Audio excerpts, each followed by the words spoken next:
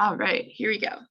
So the purpose of today's workshop, and also it's going to be an ongoing project that's going to extend into next week as well, just a heads up, but we're going to talk about outlining and the importance of outlining. I know me and Victoria probably in the one-to-one sessions have been talking a little bit about outlining with you guys, asking you whether you're outlining your papers that you did and everything and the benefits of outlining. But so first I'm going to start by talking about the benefits of outlining and kind of some of the ways that you can use it to keep on track or to organize your thoughts and everything. And then Victoria is going to go more in depth with some methods of outlining. How's my Wi-Fi doing? Is it good? Okay. You're good. All right, thanks. Yeah, it took like 5 seconds for that to get there. So, all right, first of all, outlining is a roadmap. So if anyone's met with me, you know that's my favorite term ever, just to say everything's a roadmap for something else, including the intro is a roadmap for your paper, the topic sentence is a roadmap for your paragraphs, but your outline is a bigger roadmap for your whole paper. And one of the best parts about it as well is once you kind of know where you're going, you can feel free to stray off of that as well and kind of go down some different ideas and different paths for your paper once you kind of know where to come back to. I know Victoria made a really good metaphor that I'm going to steal right now the other day about how when you have a GPS, you're more likely to go exploring a little bit because you have something that will bring you back to your path in the end. And that's kind of the outline right there. So I guess overall it helps you organize your thoughts.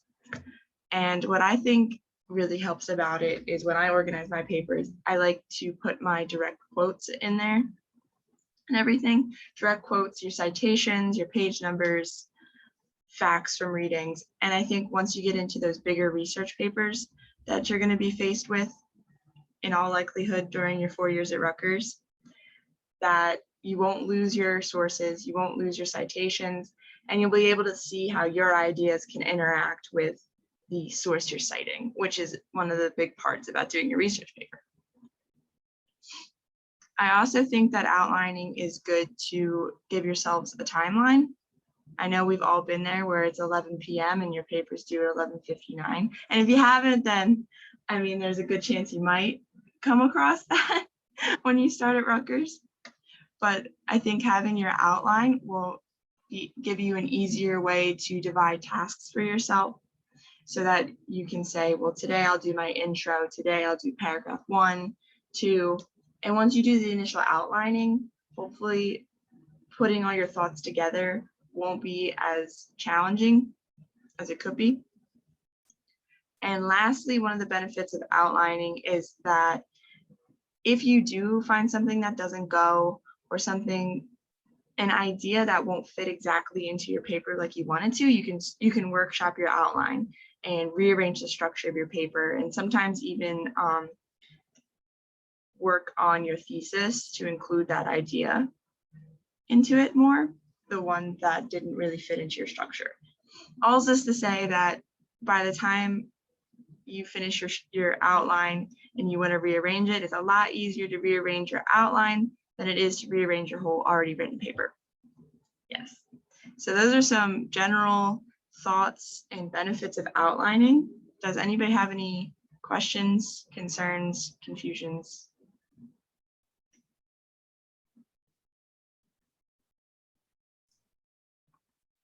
Okay, so I've, first of all, I've got an example to show you guys. This is pulled from my writing. Is everyone seeing this? All good? Okay. So this is a paper I wrote actually this spring. And here is the outline for it. Now, this was an 8-page paper and it was in depth. It was a literary theory paper. I'm in a master's program, so that you're not going to be asked to write anything quite this dense for a while. Maybe like your senior year, but this is kind of, I outline very traditionally. I like my Roman numerals and whatnot. So I'm kind of, I also like to divide things up into sections. So it's like, all right, section 1 is going to be my introduction. It's going to have my thesis. It's going to introduce my concepts. Section 2 is kind of, I think, in points, not paragraphs. So, so this is kind of how that, and I've added in quotes that I knew I wanted to use from my academic source. I had a theory that I was using, and then I had a fictional book that I was very familiar with. So as you can see, there are like instances where I'm using the fictional book. I just kind of have a page number because I know I'll be able to find that later. Stuff that's more related to the theory that I'm not as familiar with, I have the full quote. Because this is, your outline can be very detailed, or it can just be kind of like an aide de memoire. It's just like, all right, I want to say that, I want to say that. Oh, that needs to tie to that. So it's just kind of to remember what you want to put in here. And this whole thing, and this is a lot, this is a 3-page outline, this is long, but this whole thing ties into this paper. And this was the first draft of it. And actually what I ended up doing was, if you've been working with me on your papers, I've definitely mentioned a reverse outline, which is where you kind of read through what you've got and then kind of bullet point out all the stuff that you've said and figure out how it fits together. And I don't normally outline that way much, but what happened here was I wrote my outline, started writing, I got 4 pages in and I realized it absolutely wasn't working and it was completely chaotic. So what I did was I suspend, like, it's very tempting with that to just push on and keep writing because, you know, papers due, I've got to get this out, but it's actually more beneficial at that point, if you realize it's not working, is to stop, which is what I did. I stopped and I did a reverse outline on the 4 pages I had and figured out, and then started reworking my outline from that and figured out why it wasn't working and what parts weren't fitting together properly. And then I was able to rewrite what I had and continue more clearly. And that was easier to do than it would have been to try and fix something that was already written out, because once it's all wrapped up in words, now it's hard to see where the parts fit together, because now you're dealing with 8 pages, 9 pages, however many pages of text, as opposed to a nice clear skeleton of bullet points. And with that, Emily mentioned this, like something else I do is I'll keep, no, not that one, where'd it go? Hold on, I can't see where my tabs are.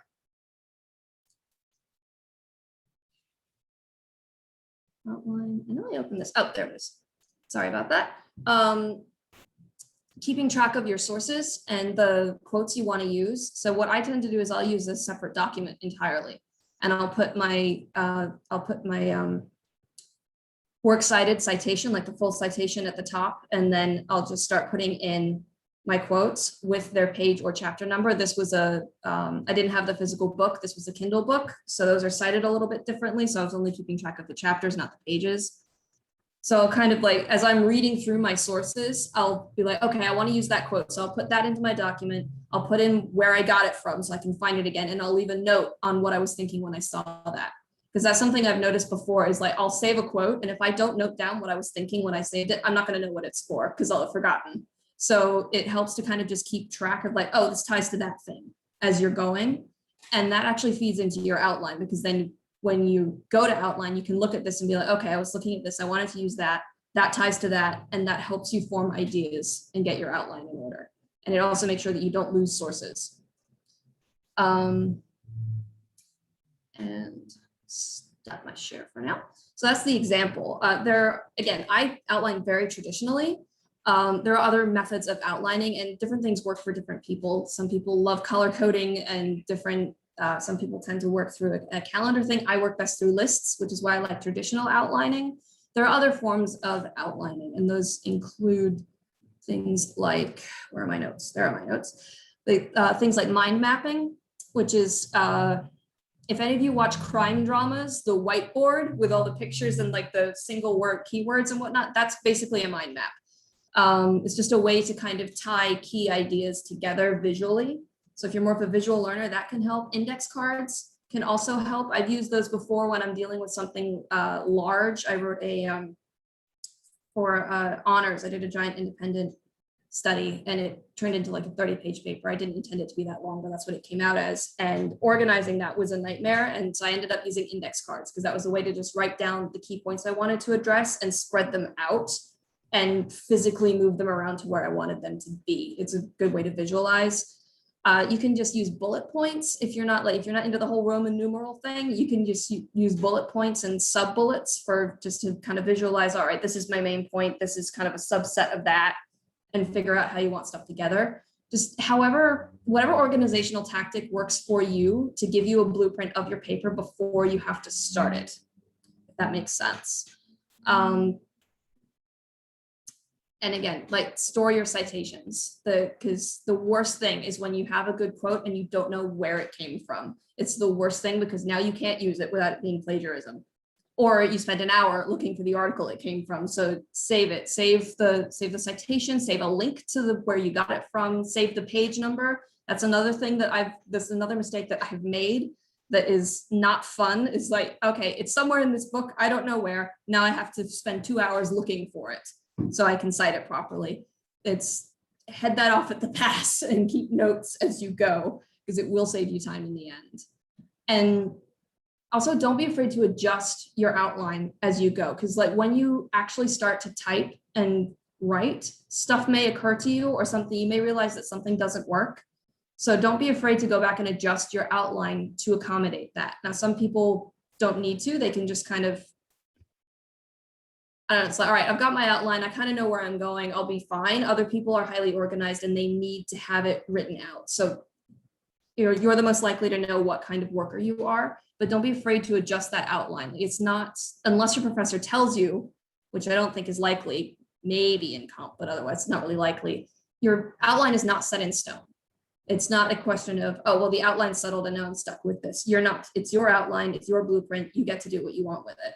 So, and with that, we're going to be practicing forming a thesis statement and an outline, the beginnings of outlining today. We'll be continuing it also next week. So with that, I'm going to hand it to, actually, no, I'm not, because she's having internet connection problems. So I'm not handing it to Emily. I am going to share my screen again as soon as I pull up, where'd it go? There it is. I don't want to copy the link, I want to open the link. All right, so I'm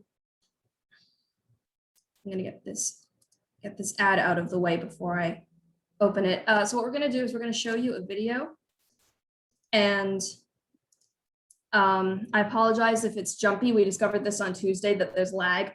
So I'm going to show you the video here as best we can, and then I'm also going to put a link to it in the chat. Save that link and watch it again on your own time or on your own internet just before next week, because we are going to continue working with this. So it's important that you kind of can see it properly. So essentially, we're going to try and outline a paper that you would potentially write. We're not going to write the paper, but we're going to make the outline for a paper on this video. So let me sound, optimize for video. Okay, is everyone seeing this? I can't see. Yes? Yes. Okay. All righty. It's not blurry for anyone else, right? Or is it just me? It's somewhat blurry for Yeah, me. it's kind of The blurry. words are blurry, but Yeah, it's the lag. So I mean, yeah, we're gonna play it just so you kind of have a loose idea of what's going on with it, but you're gonna need to watch it again on your own time. I'm sorry about that. It's Zoom. There's nothing we can do. All right, I'm gonna go ahead and start it. Who's that teacher talking to Professor Quirrell? I can teach you how to bewitch the mind and ensnare the senses. I can tell you how to bottle fame, brew glory, and even put a stopper in death. Severus. Please. Severus, please. We're friends.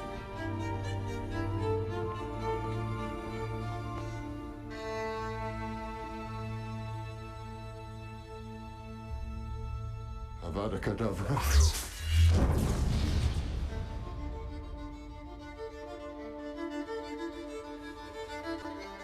Feeling sentimental. Snake!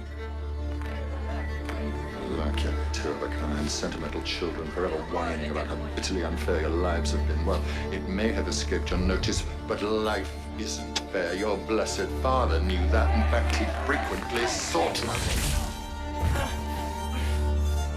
How dare you stand where he stood? Tell them how you looked him in the eye. Fight back! You coward, fight back! A man who trusted you and killed him. Yes. I'm the half-blood prince. Coward.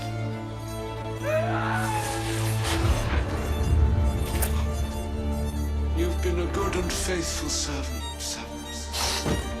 But only I can live forever.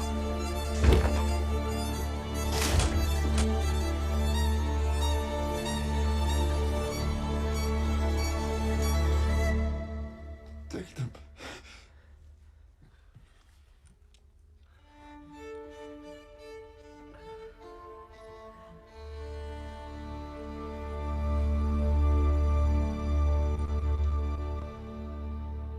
You have your mother's eyes.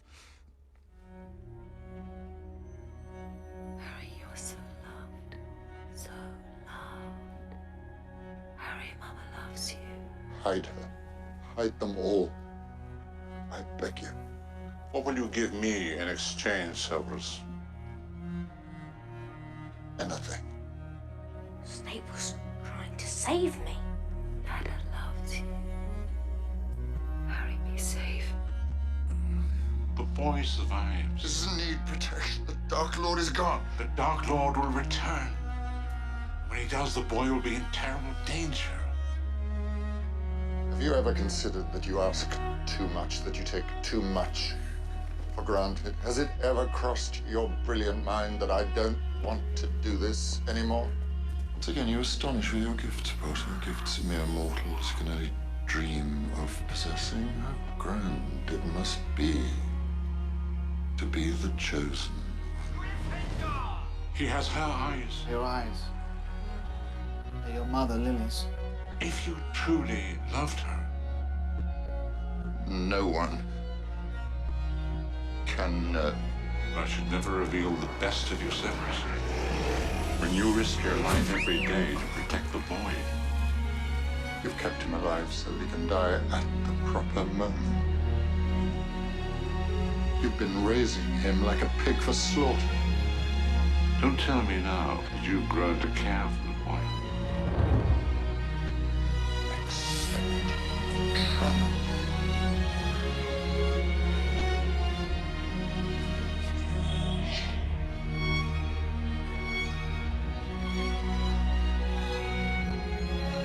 Lily, after all this time, Always.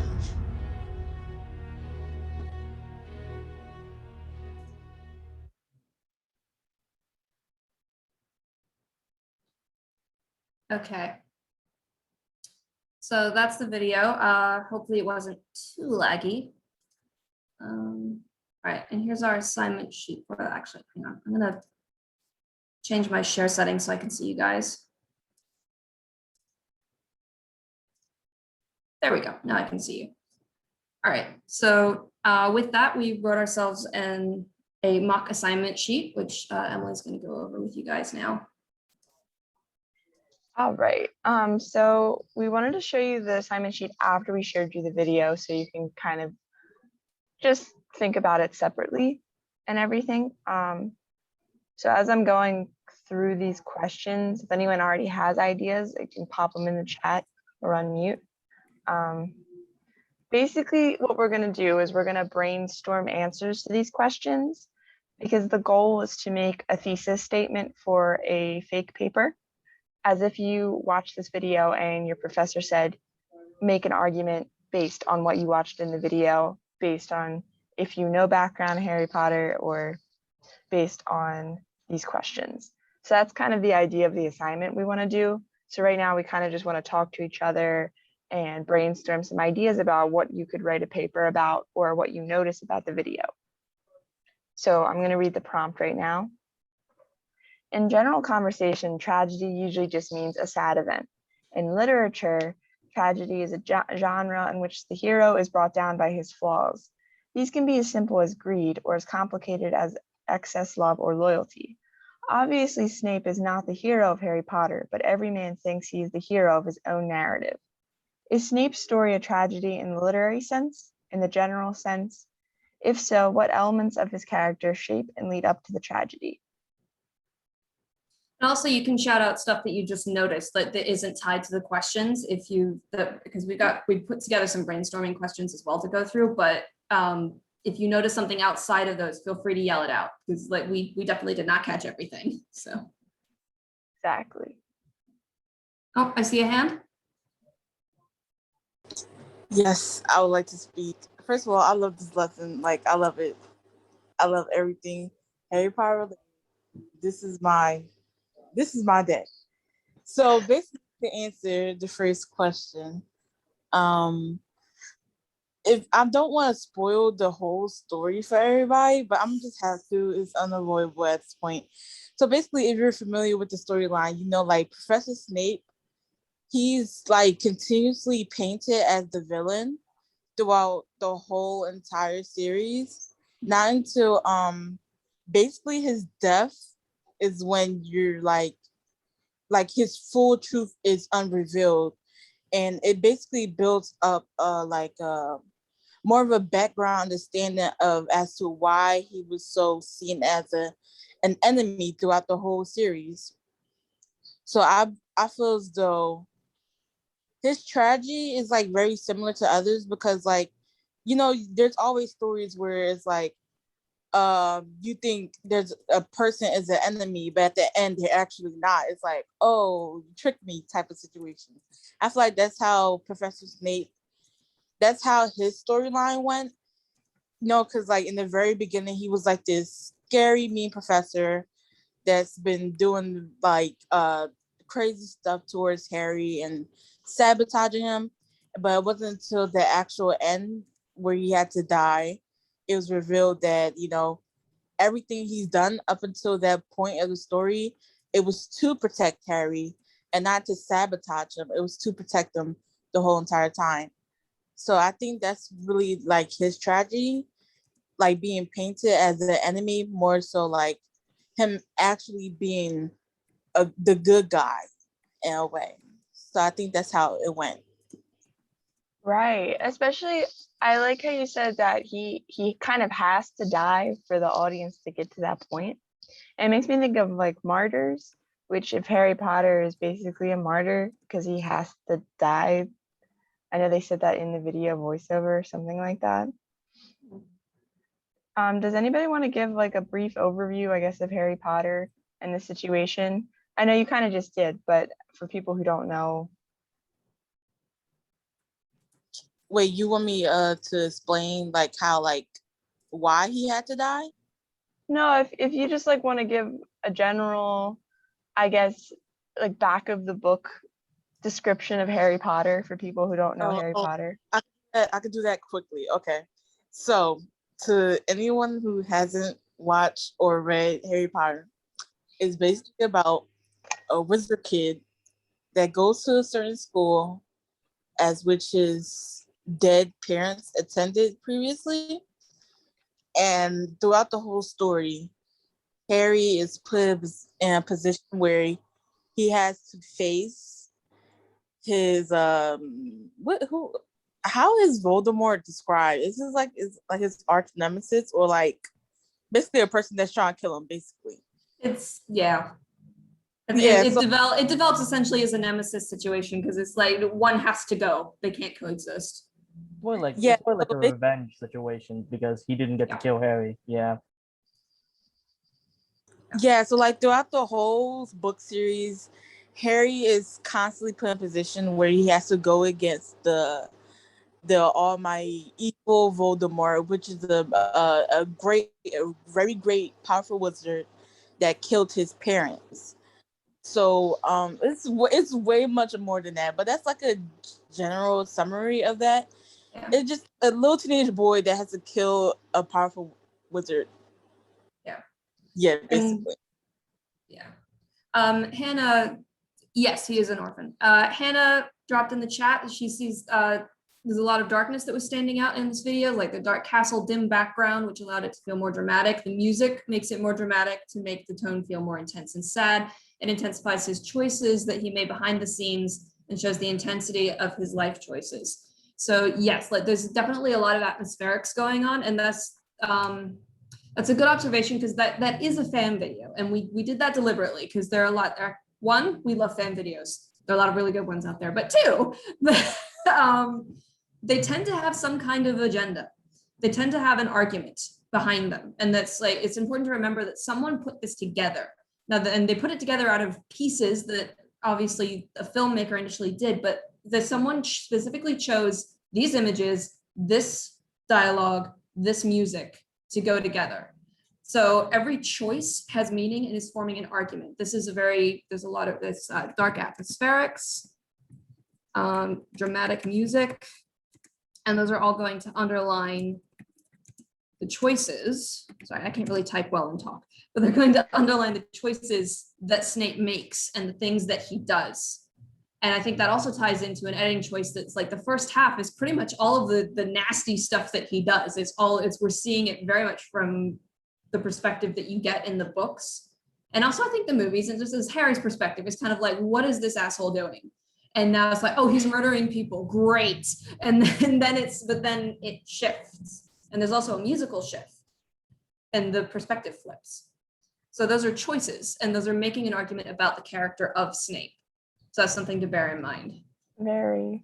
When you said there's a musical shift, I immediately thought that the movie shifted to be musical. Like just halfway through the Harry Potter series, it's a musical now. No, so halfway through the video, there's like a point where like that really dramatic violin music cuts, and then it shifts into this kind of more cello-y. It's still dramatic, but it's a little bit more gentle when it shifts to look at Snape and Lily's relationship. Yeah. Speaking of relationships, what do you guys think that the video is saying about the connection between Harry and Snape?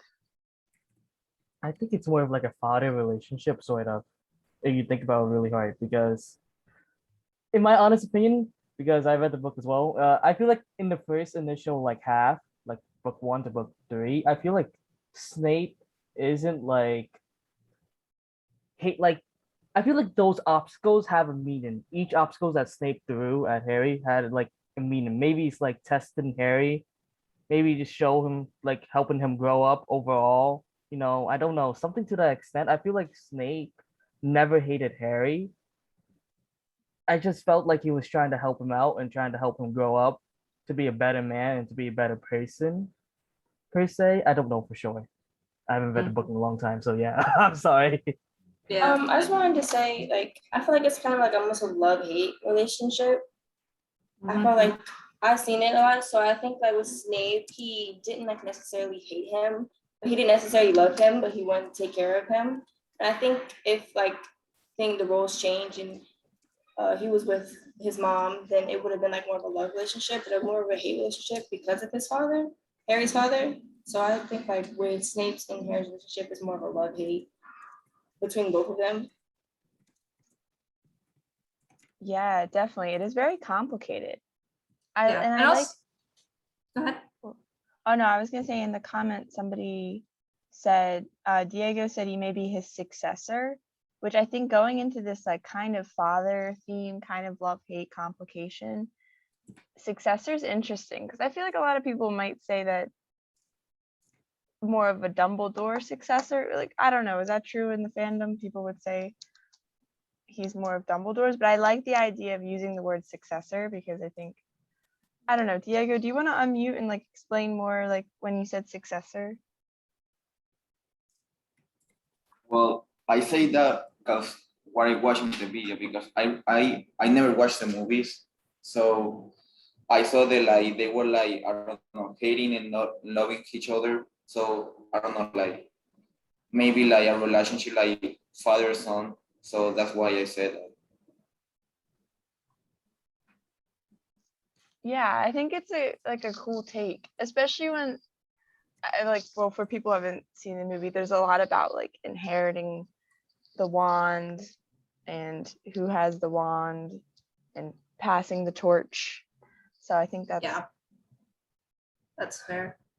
I There's think also- Diego's point is arguable because of the Half-Blood Prince movie, the Half-Blood Prince part of the story where Harry was like technically learning Snape's spells and stuff like that. So I guess that it can be seen as a successor if he is technically learning from Snape. Not directly, but it can be more of a successor way. And Diego's point, I was trying to say. nice. Yes, I love that connection. I love it. And that is interesting because it's like he learns very little from Snape directly because there's just too much antipathy there. But the second he gets just information and like unfiltered through Snape's antagonism, he suddenly learns by leaps and bounds. So with that, but if for those of you that haven't read or seen, there's a point in the sixth book where Harry comes across an old potions textbook that's got all these notes in it. And the notes are actually really, really, really useful. And he suddenly starts doing excellently in potions. And it turns out it's Snape's old textbook and those are his notes.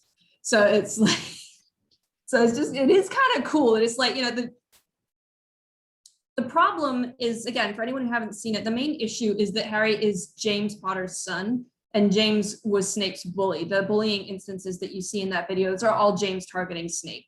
And also Snape's love, Lily chose James. So it's a case of his love remained. I love Lily. I will protect her son for her. I absolutely hated James. This boy looks just like James. He's behaving like James. I don't like, so it's a question of left to my own devices, I would despise this child just because of his father, but I loved his mother. So it's an interesting tug of war in behavior. I have a question. Well, okay, so we know that he has this background and this hatred because of his father, but how much, and we also have decided that it turns out Snape was kind of a hero, but how much of whatever his ultimate goal was in maybe protecting Harry, the fact that he still was really nasty and abusive to a child, and tormented a child, I don't know. Does everyone think that his end goal excuses his actions in that way?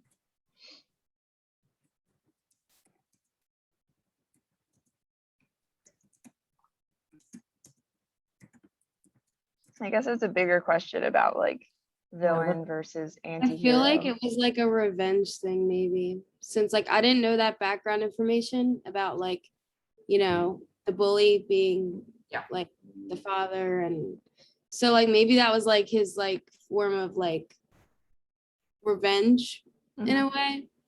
But like I feel like obviously he still like had this love for like Harry's mom and stuff, so like he was always going to try to protect him, but like there was still like part of him that was like angry and like wanted to just get the revenge, I guess. I mean, I feel like the entire question of like, is it okay for Snape to like, is all the reason for the torment that he caused, like there was some pretty nasty stuff that he did in a couple of the books. That is true. But like the entire end goal of does he deserve to be redeemed? I mean, yes, I think he does deserve to be redeemed, but there is some of his actions that can't be excused, because if you, it just becomes a moral debate and a philosophical debate at that point. It depends on each person's view, so I don't know what I can say about it. I don't agree with it fully, but yeah, I don't agree with it. Yeah. But it's important to remember there's a difference between excusing actions and explaining actions. It's so like you can understand why someone behaved in a way they did without condoning it. And also, I think, and political media helps a lot with this. We like to think in black and white and dichotomies. It's like, well, either you're a good person or you're a bad person. Either you are the hero or you're the villain. And Snape is very much a blending of the two. And it's a case you need to remember that, to my mind, just in general in stories, you need to remember that the good deeds you do don't excuse or erase the bad deeds, but neither do the bad deeds invalidate the good deeds. They're both kind of there, and the balance scales, one may outbalance the other, but a good deed is still a good deed. Even if you do horrendous things around it, that doesn't change what that was.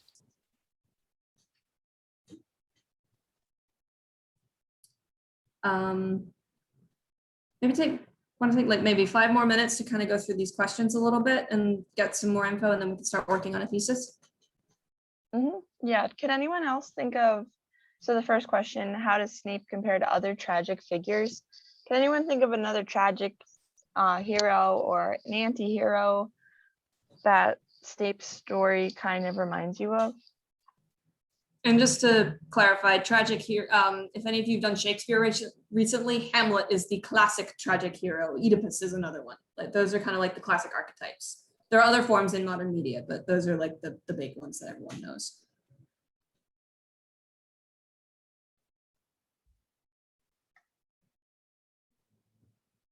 Can we use Hamlet as an example? Absolutely. Go for it. That's my favorite Shakespeare play. Yeah. Go for it. So like, isn't like Hamlet's like trying to like revenge his father's death?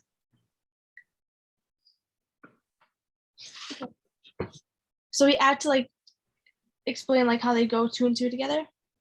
Like compare and contrast, because it's like Hamlet is typically, okay, I haven't taken a class on Hamlet, so this is just from my own reading, but it's typically seen as like the problem, it becomes tragic because he actually knows the tropes of tragedy and knows that most of the time it's because someone went off with half the picture that causes death.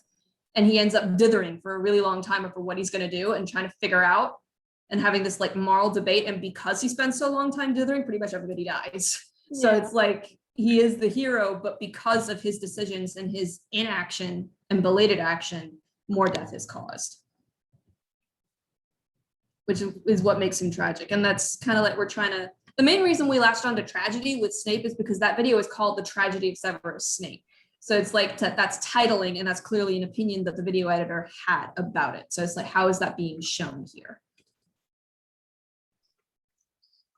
I'm super jealous. No, that's Othello. Oh, I'm glad yeah. Ophelia did deserve better though. Yeah, Ophelia is boring though. I prefer Beatrice from Much Ado About Nothing. I'm sorry, I'm a Shakespeare nerd a little bit. I thought of Kylo Ren. Yes, that's a pretty good. I only saw like 2 of the new ones, but that sounds actually pretty good. Well, Snape looks like Kylo Ren's dad, kind of. He does. He really does. Can we say Darth Vader instead, please? I am a Star Wars nerd, and that kind of hurt me inside. I'm sorry. That kind of hurt my soul a little bit. Let's just say Darth Vader, please. Okay. We'll say Anakin. All right. Yeah, that is a good one. Okay, but we're not getting like clear comparisons that will be easy to translate here. So maybe what about editing choices? We already kind of touched on those a little bit with like there's a lot of choices of dark imagery and dramatic music and shifts of music with perspective. Is there any editing choices that particularly stood out to you? Like, because the dialogue that you hear does not always match what you're seeing. It's from other places. So was there any particular mashup that you saw that struck you, imagery and voice combined or whatnot? Or the cuts, I mean, it flips between different scenes and intercuts and interweaves. So is there any juxtaposition there that you noticed? I did notice when Snape said to Dumbledore that you're raising him like cattle at the end, and I especially noticed that it was at the end. I think the publisher, the editor, was trying to symbolize something with that last statement at the end of the video. The always or the you've been raising him like a pig for slaughter? Yeah, pig for slaughter, that one. I feel like that he was trying to. I feel like that was a message trying to convey something. I forgot. I don't know what it was, but yeah. Okay.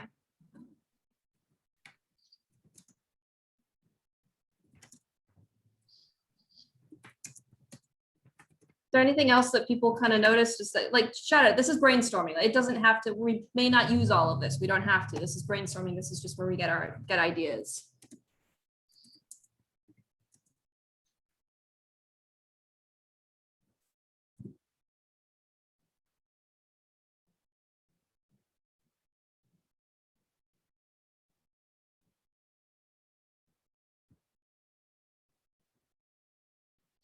What does this video say about choice?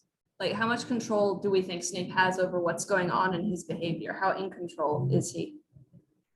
What kind of choices is he making and why?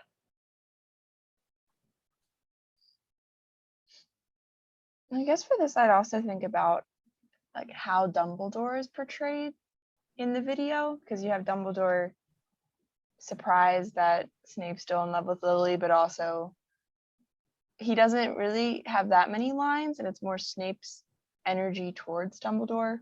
Mm-hmm. Which you could argue, if you've read, Dumbledore's kind of a divisive figure in Harry Potter, because he's like this kind of quirky father figure type thing, but he's also very much a manipulator. So it's like you could definitely, a point of view, and I'm not saying that's the point of view of the video, but definitely a point of view could be that Dumbledore is pulling strings and Snape's kind of a puppet. So because you've got that thing where it's like, has it crossed your brilliant mind that I don't want to do this anymore? But it's still, so how much of continuing to do this was Snape's choice, and how much of this was kind of Dumbledore pulling strings?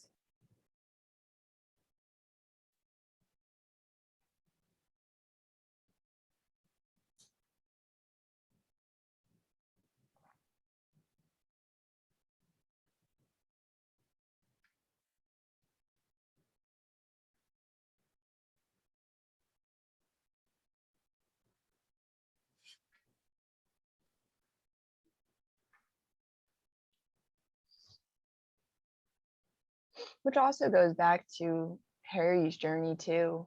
Mm-hmm. About did he ever have a choice? I mean, which is back to the dialogue too.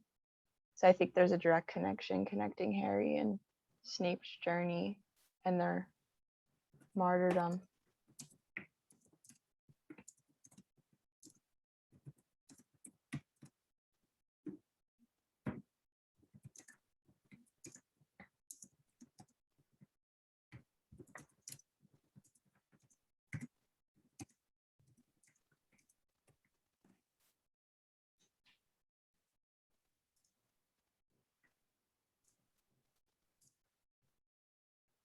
It also raises the question, is like, is a martyr if he didn't choose to be a martyr? And technically they did both make the choice. It was just, there was a background pushing them that way.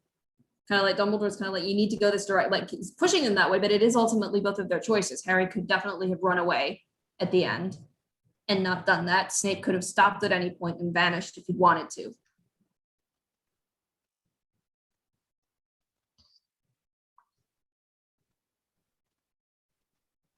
Yeah, Hannah, I know we chose Harry Potter because we figured that would have the largest fan base, but yeah, it is difficult if you don't know the source material. It might help when you get to see the video free of lag, because it is fairly self-contained, but okay, so let's transition.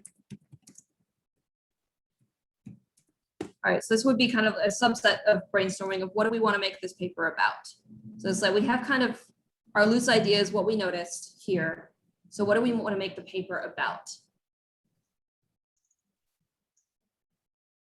Like out of this, what do we think we can tie together into one thesis? Sometimes an easy way to think about this also is if your thesis is the answer to your question, thinking what's my main question? So maybe thinking in question form might be easier.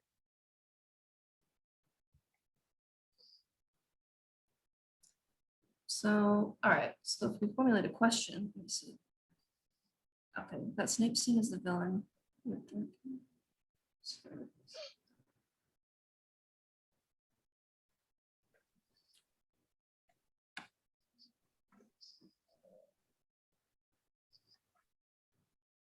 I think the strongest thing that we have in the brainstorming session is probably this bit about like this observation about Snape is kind of seen as a villain figure throughout the series, even before even before we consider him a killer, we see him as a bully and possibly even an abuser, as like a psychological abuser. And that's kind of pretty much the only image we get of him, because like Harry brings out the worst in him, and the books and the movies, they're all from Harry's point of view. So we get the ugliest Snape we can see until he dies, and then it clicks and it's like, oh.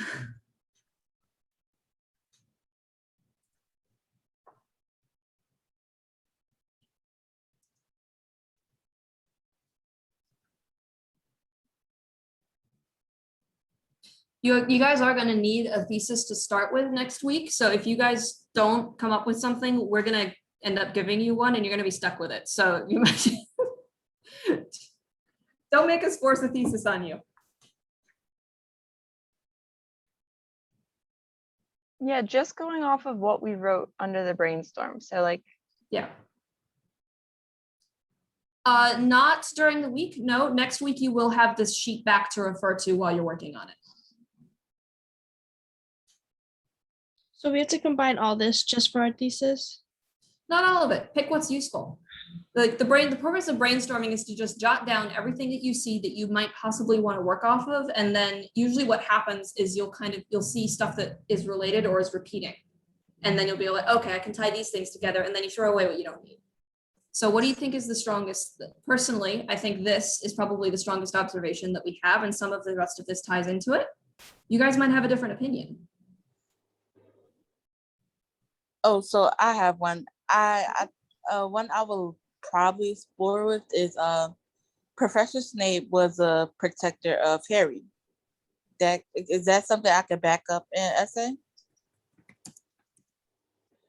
Yes. Can't you like tie the relationship like in that? Yeah, you could tie the relationship there. It's also important to remember that we're not writing, this paper isn't based on the books solely. Like if you have background information from the books or the movies, great, but it's based on the video. So it's like, what argument is this video making? What is this video saying? What is this video showing us about the characters? So it's oh, okay. So I could so it's like the way you would look at a book and say, all right, what is this book saying about this particular thing? Or look at a movie and be like, what is the theme of this movie? What's its philosophical statement? That's what you're doing, but it's applied to this video, not to the entire Harry Potter canon. Didn't the video, sorry, I didn't mean to interrupt. Didn't the video just like show like how he was just like so rude to him at first, but then at the end, it showed that he did it for a reason. He wasn't just mean for nothing. Mm-hmm. Yeah, to piggyback off of what she was saying, like the main theme of the video was really love, the love that Snape had for Harry. I mean, the love that Snape had for Harry's mom that made him do certain things. So I would say a good statement would be like, love still, I don't know. Love travels through time or something that I don't know. I just know the theme of the love was the theme overall, if anything. Mm-hmm.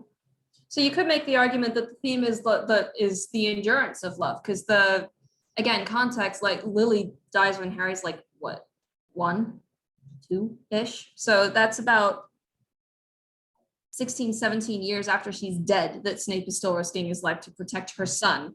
And also happens, by the way, the son of a man he loathed. And it's been even longer since she rejected him. So it's like, it's like you could definitely make a thesis about how love is, this is a video about love and the endurance of love and what love can prompt a person to do in maybe overcoming their worser nature. That's not a phrase. Their worst self. Can I say a thesis? Sure. So I said that if it is evident that the perceived villain in Harry Potter actually strives to be his protector behind the shroud of a villainous facade. Whoa. Strives Nice. to be the. I love the villainous facade. What was it? Behind a villainous facade? Yeah. Behind the Okay. shroud. I said behind the shroud of a villainous Okay. facade. I love that. That was awesome. Okay. Yeah, that is definitely, all right. Yeah, that would be a thesis statement that Appreciate you it, y'all. Appreciate the Yeah. support. I know I'm the GOAT, okay? I know. Yeah, that absolutely works. You could probably, we could, if we wanted to, we could probably even expand it to include love, because it is through the shroud of a villainous facade. I would, yeah, so how can we fine tune this? How can we fine tune this to include a little bit more of what, which we don't have to, like you could absolutely write a paper straight from this, but if we wanted to include a little bit more about something like the love, the endurance of love, or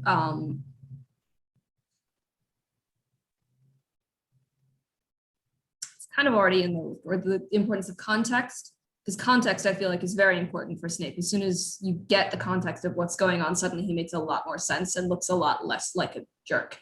So still looks like a jerk, just less of one. But Well, I have an idea, but sorry. You could add in the beginning, motivated by his undying love.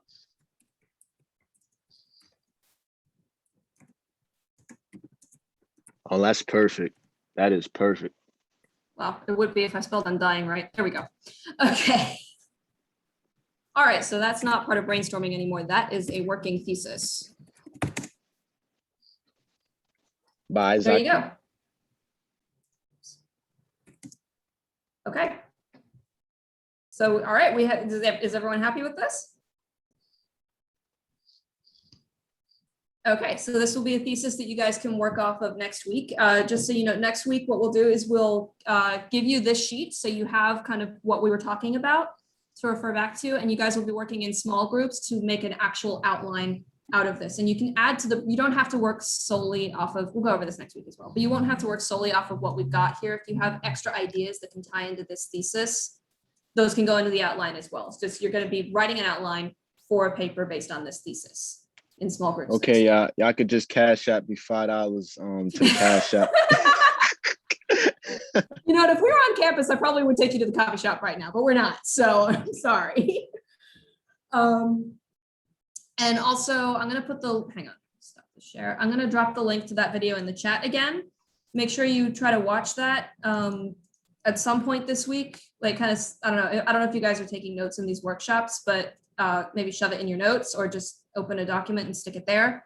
But try to rewatch this just so you can get a good view of it without the lag and you can kind of see what's going on. Also, I recommend going through this editor's whole backlog. He has a ton of Doctor Who videos and Sherlock videos, and like he's just a really good editor. He's fun, but this is the one you need to watch. Does anyone have any questions or concerns real quick before we go?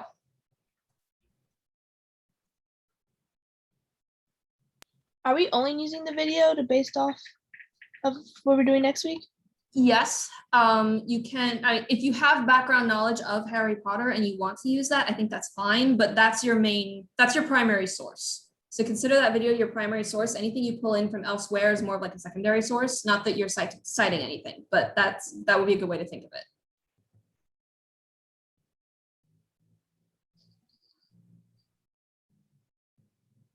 We all good? All right. Okay, Have a we'll let good you day, guys get to your next thing. Have a good day.